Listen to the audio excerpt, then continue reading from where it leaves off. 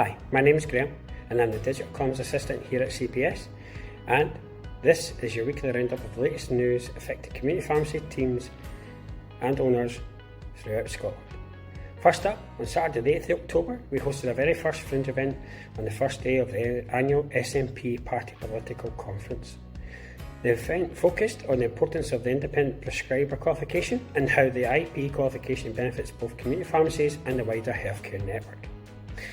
Some of the key points that were discussed were the implementation and success of the Pharmacy First service. We heard first-hand evidence from Sandra Robertson, an IP pharmacist, of the importance of the IP qualification and what IP allows a pharmacist to undertake under the Pharmacy First service. We talked about the future of IP in community pharmacy and how the network can get nationwide coverage of Pharmacy First Plus. And we also discussed workforce challenges in community pharmacy and what we need to do in the sector to progress. I'd like to take a moment to thank Evelyn Tweed, MSP, for introducing the event and participating, and we'd also like to thank Sandra Robertson for sharing her experiences as an IP.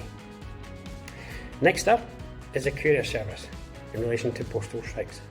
With the upcoming industrial action plan for the 20th of October by Royal Mail, this will impact the next planned courier collection, which is also scheduled on the 20th.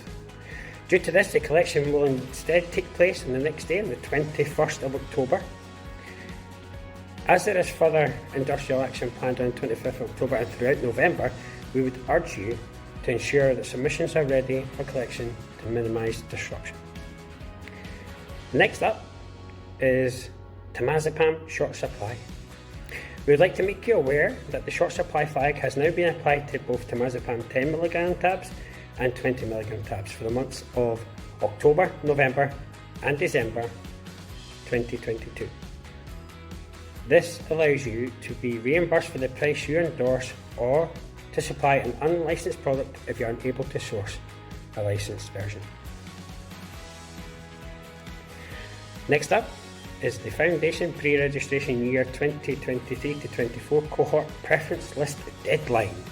If your pharmacy has noted an interest in taking a trainee pharmacist in 2023 to 24 and you had intended on submitting a preference list to NES to aid in the matching process, the deadline for this is to be submitted tonight.